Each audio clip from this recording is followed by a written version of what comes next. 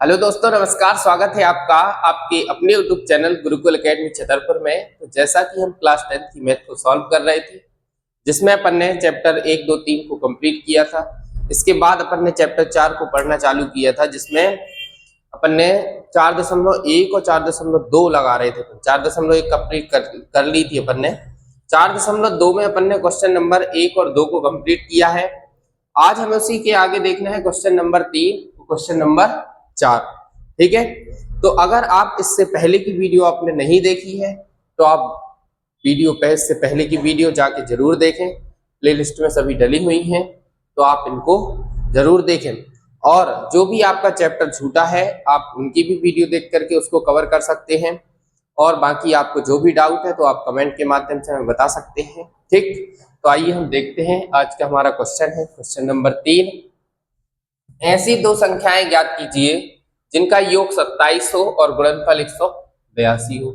अब भैया हमें नहीं पता वे संख्याएं कौन सी है ना, तो हमें क्या करना है, पता करना है कि ऐसी दो संख्याएं बताइए जिनका योग करें तो 27 आ जाए और जिनका गुणा करें तो 182 आ जाए, है ना। तो क्या करें, मान लें, मानना पड़ेगा कुछ ना कुछ।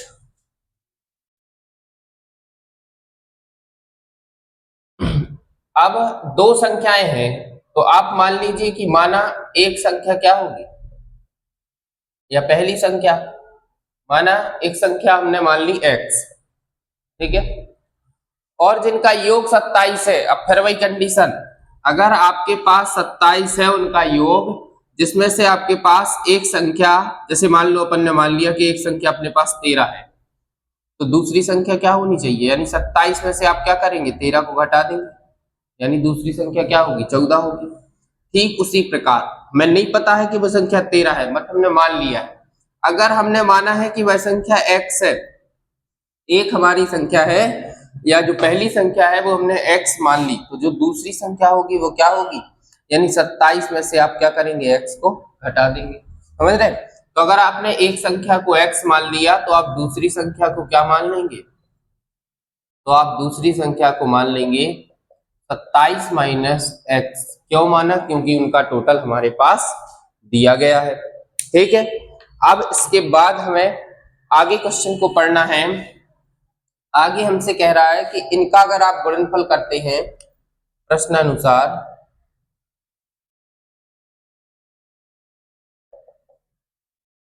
कि इनका जो गुणनफल है वो कितना है, 182 है।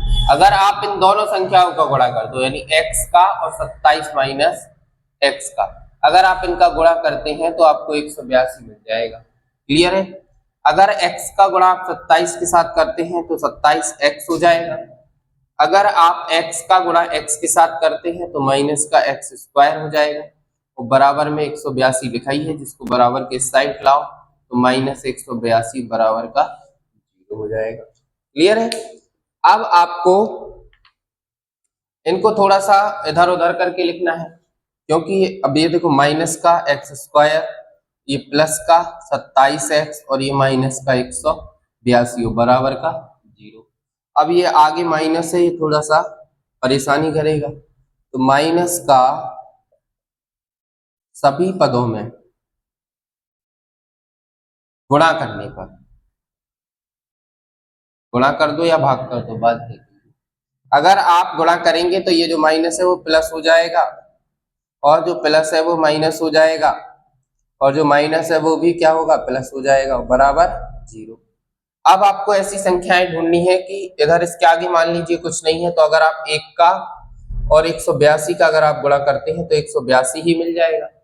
इसके ऐसे गुणनखंड ढूंढना है कि जिनका गुणा करें तो 182 आ जाए, और जिनको हम जोड़ें तो क्या आ जाए, माइनस का 27 आ जाए।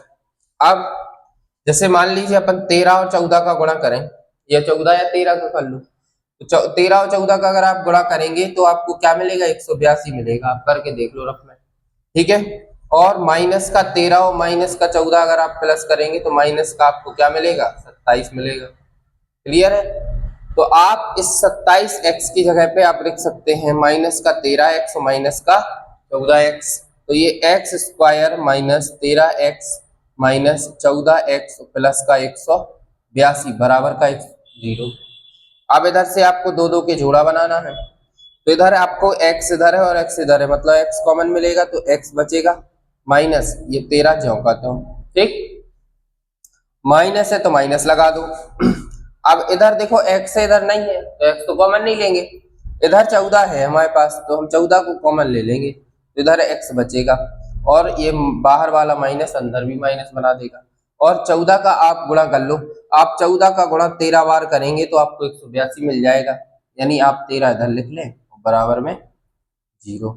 दोनों ब्रैकेट एक जैसे हैं तो एक बार लिख लो x माइनस 13 और एक बार जो बाहर को लिख लो, नहीं तो इको बुरा लगे, x माइनस 14 बराबर में 0। अब थोड़ा इधर देख लो, तो दोनों अब x माइनस 13 है और x माइनस 14 है, अब हम क्या करेंगे दोनों के बराबर में 0 ले लेंगे, तो x माइनस 13 बराबर 0 या x माइनस 14 बराबर 0।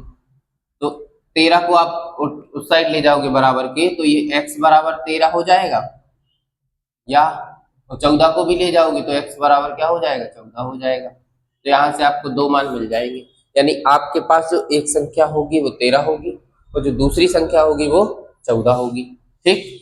तो अतः ऐसी दो संख्याएं ज्ञात करें, तो अतः एक संख्या क्या होगी 13 होगी और दूसरी संख्या क्या होगी, तो दूसरी संख्या 14 होगी। यही दो संख्याएं होंगी, यही हमारा आंसर हो जाएगा। अब आप अगर चाहें तो इस 13 और 14 को प्लस कर लो तो 27 मिल जाएगा। तो वो ऐसी दो संख्याएं कौन सी थी, तो ऐसी दो संख्याएं 13 और 14 थी। तो अगर आप इन दोनों को प्लस करेंगे तो आपको 27 मिल जाएगा, और इनका गुणनफल अगर आप 13 और 14 का गुणा करेंगे तो आपको 182 मिल जाएगा।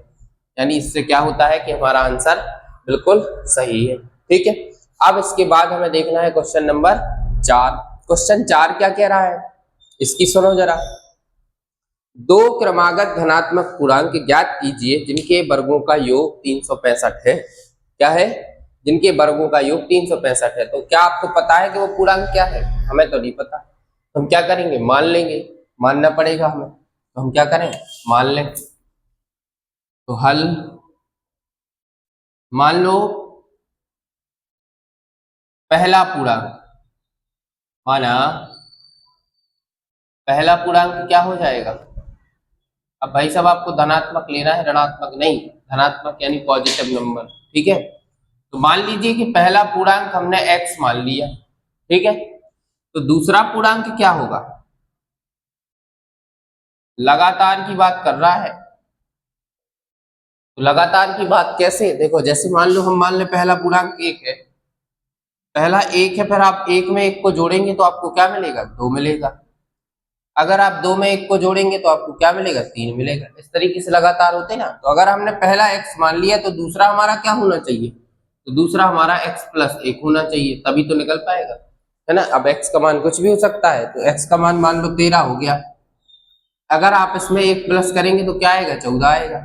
यानी पहला पूर्णांक अगर हमारा 13 होगा तो दूसरा क्या होगा, 13 प्लस 1 यानी 14 होगा। समझ रहे हैं? तो हमारा पहला पूर्णांक x हो गया, तो दूसरा पूर्णांक x प्लस 1 हो गया। अब प्रश्न की सुनो, कह रहा है कि जिनके वर्गों का योग प्रश्नानुसार। अब पहला पूर्णांक x है तो x का वर्ग कर दो, जिनके वर्गों का योग, तो पहला पूर्णांक और दूसरा पूर्णांक दोनों का वर्ग करेंगे यानी स्क्वायर लगाएंगे, और उनका योग यानी दोनों को प्लस करेंगे। बराबर में कितना आना चाहिए, 365 आना चाहिए। समझ रहे? यानी पहला पूर्णांक दूसरा पूर्णांक दोनों का वर्ग उनका योग, तो क्या मिल जाएगा, 365 मिल जाएगा। अब आप इसको थोड़ा सॉल्व करिए, तो एक्स स्क्वायर प्लस, आप इधर पे इसको सॉल्व करेंगे तो एक फॉर्मूला लगता है, याद करो वो दिन, a प्लस बी का स्क्वायर, a प्लस बी का whole square equals to a square plus B square plus 2ab। ये हमारे पास फॉर्मूला होता है, तो इसको आप चिपका दीजिए। तो इधर a का काम कौन करेगा, तो a का काम x करेगा और b का काम 1 करेगा। तो a प्लस बी का होल स्क्वायर मतलब a का स्क्वायर प्लस b का स्क्वायर। तो आपको ये कंडीशन दी गई है, इसमें आपको मान रख देना है, ठीक है। तो a का स्क्वायर मतलब x का स्क्वायर, b का स्क्वायर मतलब 1 का स्क्वायर, प्लस प्लस 2 लिखा है 2 लिख दो, a की जगह x लिख दो, b की जगह 1 लिख दो, बराबर में 365। ठीक है, अब आपको और सॉल्व करना है। तो ये एक्स स्क्वायर और एक्स स्क्वायर दोनों एक जैसे हैं, तो 2x स्क्वायर हो गया। ठीक है, इसके बाद अगर आप 1 का स्क्वायर करेंगे 1 ही रहेगा। क्लियर है, 2 का 1 में गुणा करोगे 2 ही आएगा, और 2 का x में करोगे तो 2x हो जाएगा, और ये इसको भी उठा लाओ, माइनस हो जाएगा, लेकिन अभी ये प्लस का है, अभी माइनस हो जाएगा, इस साइड आएगा। तो ये हमारा 2x स्क्वायर प्लस का 2x, और ये माइनस 365 में से आप 1 को घटा देंगे तो क्या बचेगा, माइनस का 364 बराबर का 0। अभी इसको आप थोड़ा सा और देखो, इधर भी 2 है, इधर भी 2 है, और 2 से ये भी कट जाएगा, यानी 2 2 हमें सब में कॉमन मिल रहा है। तो हम क्या करेंगे, 2 से सभी पदों में भाग करने पर, या आप चाहें तो कॉमन भी ले सकते हैं, कॉमन ले लो, कॉमन लेके बराबर को साइड ले जाओगे तो 0 में भाग होगा, 0 में भाग होगा तो कट जाएगा। तो आप कॉमन भी ले सकते हैं, भाग भी दे सकते हैं। अगर इधर आप 2 से भाग देंगे तो 2 से 2 खत्म हो जाएगा, एक्स स्क्वायर बचेगा।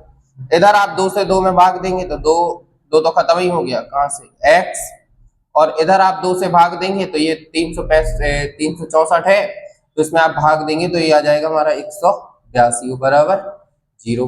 क्लियर है, 182 बराबर 0। अब आपको इसको सॉल्व करना है, गुणनखंड विधि से लगाना है, तो इसके आगे कुछ नहीं है, मतलब 1 है। अब देखो इधर आप बिल्कुल सेम ऐसे ही सॉल्व कर चुके हैं इधर, लेकिन इधर 27 था और उधर पे x है, बाकी लगभग सेम ही है। तो गुणनखंड इसके क्या होंगे, वही होंगे, क्योंकि जिनको घटाने पर प्लस का 1 चाहिए, तो इसके 13 14 थे तो इसके 14 13 हो जाएंगे।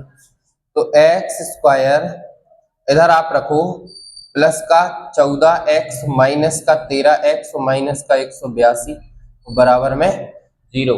ठीक है, क्योंकि आप 14x में से 13x को घटाएंगे तो प्लस का 1 मिल जाएगा, समझ गए।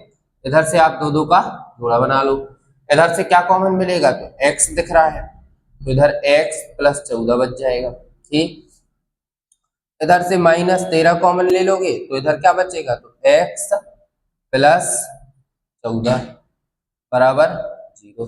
ठीक है, ये आपको कॉमन मिल जाएगा। तो आप एक बार इस दोनों ब्रैकेट जो एक जैसे हैं उनको लिखो एक बार, तो x प्लस 14 और ये x माइनस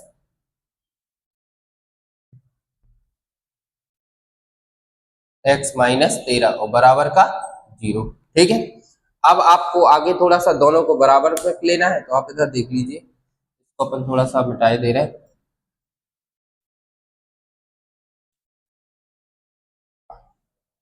अब x प्लस 14 बराबर 0 या x माइनस 13 बराबर 0, दोनों के बराबर में आपको अलग अलग 0 ले लेना है।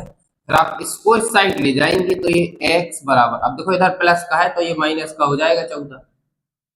ठीक, और इसको आप ले जाएंगे तो ये x, तो इधर माइनस का है तो इधर हो जाएगा प्लस।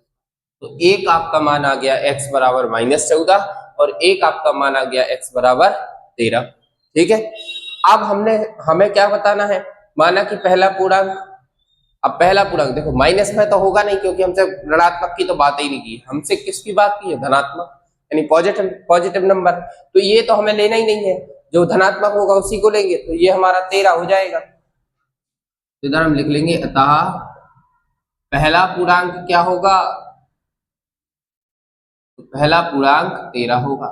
ठीक, अब आप दूसरा पूर्णांक क्या होगा, दूसरा पूर्णांक, तो आप 13 में 1 जोड़ दो, यानी x प्लस 1 लिखा ना, यानी 13 प्लस 1 क्या हो जाएगा 14। तो पहला पूर्णांक 13 हो गया और दूसरा पूर्णांक 14 हो गया, यही हमारा क्या हो जाएगा, आंसर हो जाएगा। ठीक है, तो इस तरीके से ये हमारे 2 क्वेश्चन थे।